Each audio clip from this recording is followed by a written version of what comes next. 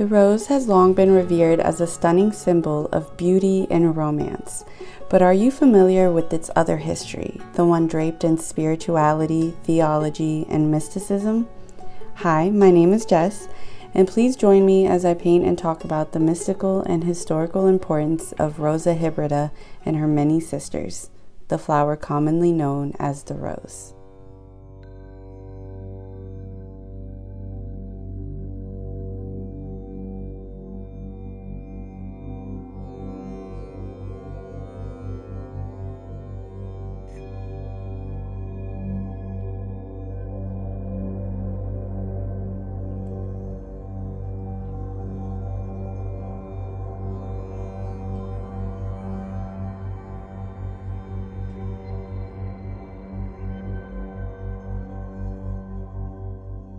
Around 130 million years ago, the first flowers evolved out of seemingly thin air. Why or how exactly still remains mostly a scientific mystery. We've come to know that the first flowering plants to emerge were aquatic and grew fully submerged in water, though some researchers believe that this ancestral flower may have actually resembled the modern-day magnolia. Here in Louisiana, magnolias are our state flower and grow abundantly, so it's very interesting to imagine that this is what the dawning of the flowers would have looked like. After this first emergence, it would take about another 100 million years before the first roses would evolve on planet Earth. The earliest fossils of these have been found in the state of Colorado, but traces have also been uncovered in other parts of North America, Europe, and Asia. Roses are first believed to have been cultivated in ancient China around 5,000 years ago, where they adorned the imperial gardens of the Shu dynasty. Since then, the flower has gone through many changes, but its associations to love and femininity have proven the test of time. As the popularity of roses spread from here, cultures began to draw parallels between it and the heady emotion of love. The petals represented its beauty, the intoxicating fragrance was its draw and passion, and the thorn was the acute sting of heartache, or better yet, a means of self-preservation. It was once said, "Love is much like a wild rose, beautiful and calm, but willing to draw blood in its defense." So as an emblem, the rose represented the obvious, but there was also a ferocity recognized in it from the beginning that aligned itself with the very nature of the divine feminine and her ancient deities. These goddesses were forces of nature, wildly protective and not to be messed with. Such was the ancient Mesopotamian goddess Ishtar, who ruled over love, fertility, and war. Ishtar was worshipped in Sumer as early as 4000 BC, where roses were lovingly consecrated in her name. For Sumerians, roses were vital in life and death. In the book The Rose, an Illustrated History, it is detailed that vials of rosewater and rose oil were placed among the personal adornments in the Sumerian royal tombs. Together with servants, warriors, food, and cattle, the rose preparations were considered necessary for the afterlife. Evidence of this is confirmed by the writings on clay tablets found within these burial chambers.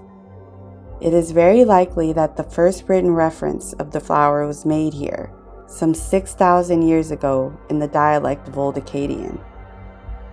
In this, the area known as the Fertile Crescent, believed to be the birthplace of modern civilization, rosewater was an essential remedy and a powerful aphrodisiac. The tonic was commonly used to cure ailments and considered a key part of the Sumerian skincare.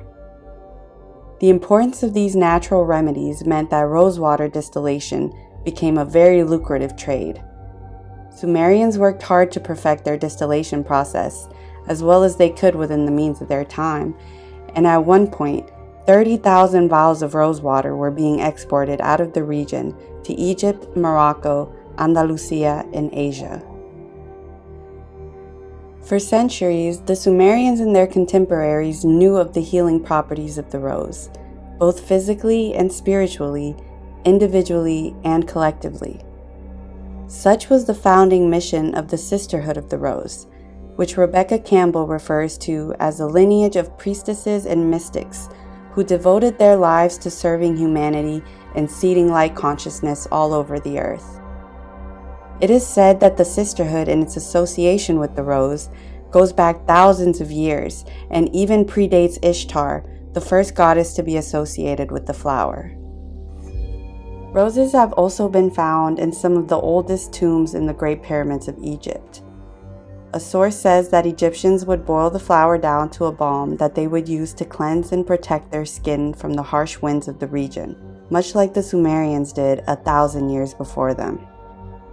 It is said that Cleopatra absolutely adored the flower. According to Harkness, she came to meet Mark Antony in a golden barge decorated with roses and powered by silver oars and purple sails. She presented herself as Aphrodite, wreathed and garlanded with roses. And if this was not enough to win him, roses were strewn around the palace chambers, on the furnishings, on the grounds, and even floating on the lakes. The Egyptians quickly associated the flower with spirituality and divinity, and it was adopted for worship of Isis, the goddess of fertility. The demand to grow roses for cut flowers became a necessary industry during this time. As the cultivated rose spread through these ancient civilizations, many myths and legends emerged to explain its origin and meaning. In Hindu, one legend says that Vishnu, the protector of the universe, created his wife Lakshmi, the goddess of wealth and prosperity, from the small and large roses of a conjured-up rose bush. In Greece, one myth says that the roses first sprang from the tears that Aphrodite cried for her dead lover, Adonis, as they mixed with his blood and fell to the earth, while another said that they were a gift from the gods to celebrate her emergence from the sea.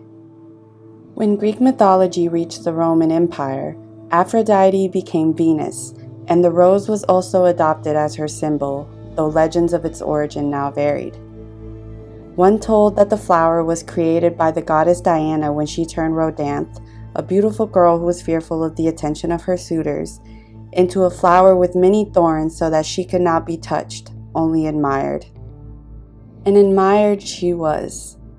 In the homes of the Romans, petals were used to carpet the floors, fill the bathwater, and dropped as confetti during celebrations. A rose hanging from the ceiling during a meeting symbolized secrecy, and that the conversation was to be kept confidential outside of those walls. This practice most likely originated in ancient Egypt, whose deities and ways of life greatly influenced the Romans. One hieroglyph depicted Horus, the son of Isis, sitting inside of a rose with a finger on his lips, commanding silence before the mysteries commenced. Roses were also used to adorn Roman temples, and priestesses anointed their bodies with the fragrant oil. Several rose festivals were celebrated throughout the empire. The Rhodophoria was held every year by followers of Isis in her honor, and consisted of the wearing and carrying of flowers through the streets. Another festival was the Rosalia, in which Romans would adorn the graves of their deceased with wreaths of roses, and place rosebuds and rose hips as offerings. These celebrations, along with many other pagan traditions, were condemned when Christianity became the empire's official doctrine. As a result, the church no longer allowed the rose to be associated with Venus, and instead it became the flower of the Virgin Mary. Red roses now represented the blood of Christ and symbolized Mary's grief for her fallen son, while the thorns that grew on the stems were now said to have first appeared after Adam and Eve were expelled from the Garden of Eden. Centuries later, the Romanes would also revere the rose in their spiritual and everyday practices, much like the cultures that came before them. As can be read in Gillian Kemp's Tea Leaves, Herbs, and Flowers, Rosalo Gib, the Romani language of flowers, is rooted in Asia, but blossomed in Europe during the 18th and 19th centuries. Because Romanes could neither read nor write, they wrote no love letters. Flowers spoke volumes. Today, many of those meanings have disappeared, but traces remain and have been absorbed into our own traditions, such as the gift of a red rose meaning "I love you." Romanis also used roses as powerful tools and spells. On a midsummer night in June, girls would pick a rosebud and fold it within a piece of paper to leave undisturbed until Christmas Day, when it would be worn on the hopes of attracting their future partner. It was an omen of illness if petals fell from a rose while a person was holding the stem, though this could be counteracted by them snapping a fallen petal between their fingers. To heal a broken heart, girls would scatter rose petals in a river or stream, and the pain was said to ease as the petals floated away. It was also very common in their divination practice. Its association to the psychic element of water, the element of intuition, was tremendously important and a powerful charm for attaining spiritual clarity. When reading tea leaves, seeing a rose would indicate that the recipient was kind and pure of heart. Roses were even said to induce psychic visions. Years ago, as a little girl, I was watching TV one afternoon and came across a rerun of a show named Beyond Belief, Fact or Fiction. This was an anthology series from the late 90s and presented the viewer with several stories containing a supernatural overtone, inviting them to guess as to whether they were fact or cap. In Season 1, Episode 6, which aired August 3, 1997, Maud and Jerome Metz are a retired Floridian couple who plant a beautiful garden of roses. As these roses grow, Maud starts experiencing powerful psychic visions regarding the safety of her children, followed by intense headaches and dizziness, each spell worse than the last. She goes through multiple tests to determine the cause of her symptoms, but a diagnosis is never found. Her husband ends up destroying the garden for fear of her safety, and her visions cease. In the episode, it's later revealed that the story was based on true events, though the names were undoubtedly changed and I was unable to find any more information regarding this online. I'm not sure why that segment stuck with me all these years, but if you watch this show and remember this episode, please let me know. For more modern mystics, the rose in its many forms continue to be heavily used in rituals pertaining to beauty, romantic and self-love, fertility, luck, success, and healing. If using the rose in its natural state for ritual, it's always wise to take the thorns off. You can anoint candles, other spell materials, and your body with the oil for extra potency, for it is in this form that the rose is attributed with having the highest vibration of any flower. In this state, it gives off a vibrational frequency of 320 megahertz, which is the closest to the frequency of love, a very specific 528 megahertz. Incredibly enough, the latter is also known as the miracle frequency due to being the same frequency used by genetic biochemists for repairing broken DNA. Of course, ancient civilizations didn't have fancy machinery to measure this, and yet they still knew the healing and mystical power that roses possessed. They realized how closely this flower was intertwined with the very essence of the divine feminine and the deities that represented this beautiful and primordial energy. The rose has long been synonymous with the very things that make us human, the need to feel and express love and to be surrounded by beauty in all of the senses.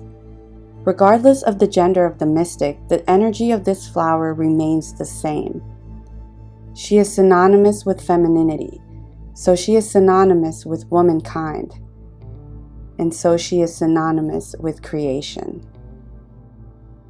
And what a muse that artists like myself, musicians, writers, and poets, for millenniums have tried to do her justice over and over again. I personally don't get tired of painting roses, and I'm not sure I ever will. Thank you so much for joining me today.